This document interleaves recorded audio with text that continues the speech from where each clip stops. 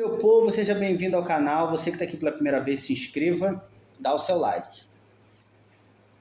Há um ditado que diz que o diabo mora nos detalhes. Histórias mal contadas, fraudes, manipulações. Pegamos certas histórias e vemos determinadas versões que se contradizem, horários. Mas também há um ditado que diz que Deus está nos detalhes. Se você analisar friamente o que está sendo dito, narrativa que está sendo contada, você consegue ali revelar a verdade e mostrar a luz. E é engraçado que esse caso do cão-orelha tem uma grande armadilha por trás que as pessoas não perceberam, inclusive operadores do direito. Eu, graças a Deus, tenho uma certa percepção para perceber detalhes. E por que eu estou dizendo isso, gente? No direito penal, há algo chamado nexo causal. O que é nexo causal? É uma conduta de um agente que leva a um resultado naturalístico. O que é isso? Digamos que você brigou na rua, deu um soco numa pessoa e causou a morte dessa pessoa. Você vai responder por homicídio porque a sua conduta levou a um resultado. Uma segunda hipótese, você brigou com uma pessoa na rua e ela não morreu, ela ficou muito machucada, foi para o hospital e morreu de AVC no hospital. A primeira coisa que seu advogado ia dizer é que você deve responder por lesão corporal e não por homicídio, porque o resultado é absolutamente independente da sua conduta. Uma terceira hipótese, você brigar com uma pessoa na rua, dar um soco nela, ela ficar muito ferida, ir para o hospital e morrer devido a uma infecção hospitalar, por exemplo.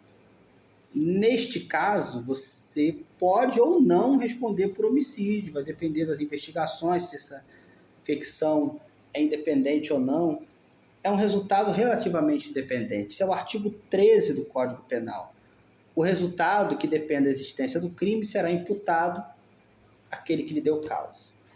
Pois bem, o caso Orelha, ele tem uma grande charada por trás, porque o direito, ele não é versão, ele não é narrativa, ele não é história contada, ele é história provada.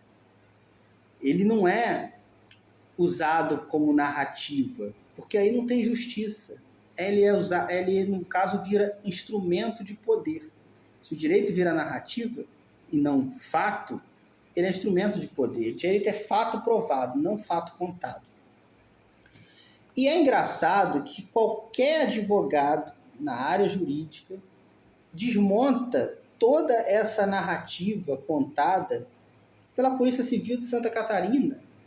Eles pegaram um adolescente, você, se fosse juiz, ia acreditar que um adolescente de 16 anos matou um cachorro com um chute ou com uma paulada, e ali ele saiu de casa às 5h25 da manhã, primeiro era 5 de janeiro, agora é 4 de janeiro, né? Ele saiu de casa 5h25 da manhã, voltou 5h58 com uma garota, e eu já vou dizer dessa garota, que já é maior de idade, né? E ele foi lá, deu um chute no cachorro, o cachorro não fugiu, o cachorro não reagiu. Ele teve coragem de fazer isso sozinho, porque normalmente isso tem um líder que incentiva, né, a fazer essas coisas, né? E ele fez sozinho e o cachorro não reagiu. O cachorro, segundo o laudo cadavérico, ficou com o olho para fora, né? O advogado dele mostrou no mesmo dia 4 de janeiro, 7h30 da manhã, o cachorro andando lá na Praia Brava, muito bem, andando até rápido e tudo, e querem nos convencer de que ele morreu devido aos ferimentos que teve do adolescente. Né? Um cachorro que todo mundo tirava foto, comia, bebia, ficou ferido, ninguém levou ele no hospital e de repente ele foi encontrado embaixo do carro. E, gente, sabe qual é a charada disso? Primeiro, o garoto ter saído 5h25, voltado 5h58, ter se contradito nas suas versões, não quer dizer nada.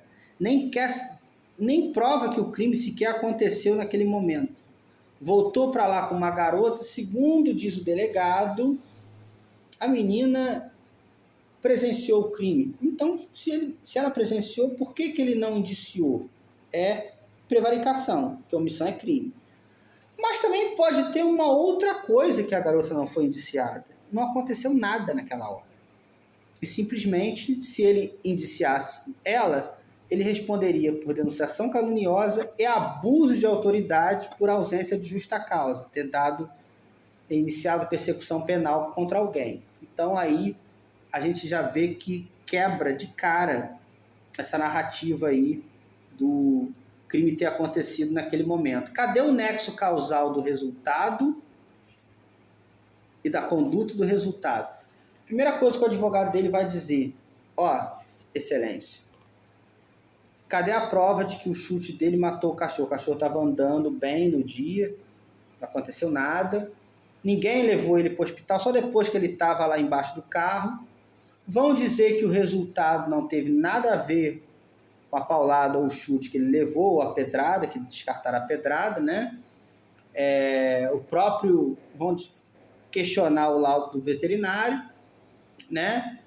E o garoto não pode ser internado. Primeiro, porque tem que ser violência contra a pessoa. Ali não é pessoa, é animal, e a jurisprudência do STJ não amplia isso daí. Ele poderia ser internado se ele tivesse reincidência em maltratar animais.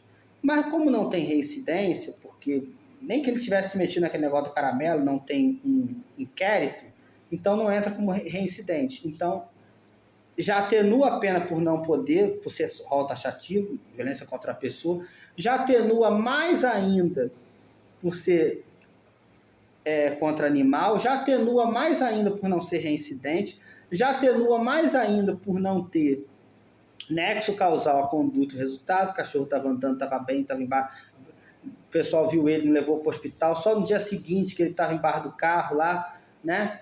Já atenua mais ainda, e já atenua porque não prova absolutamente nada ele ter saído 5h25, voltado 5h58, ninguém sabe nem se o crime aconteceu naquela hora.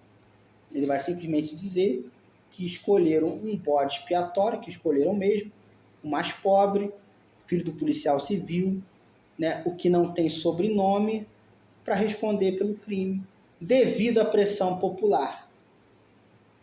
É isso. E vai livrar os outros suspeitos desse crime. Está muito claro que os verdadeiros culpados não irão responder, né?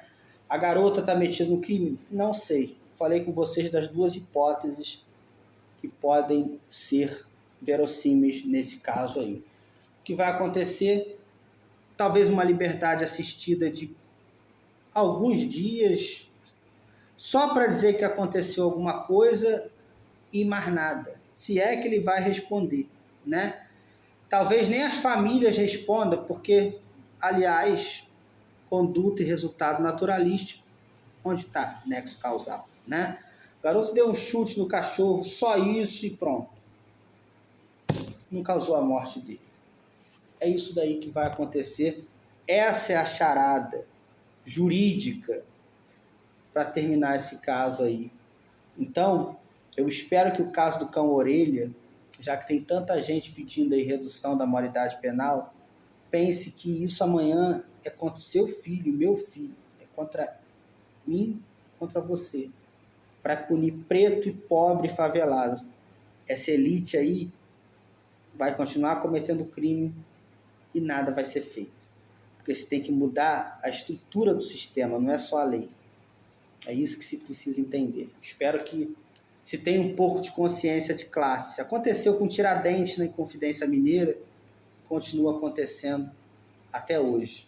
Os ricos, os donos do poder, nunca são punidos. Você que gostou desse conteúdo, se inscreva no canal, curta, compartilha, comenta. Obrigado pela sua audiência, pelo seu tempo. Fica aí meu abraço.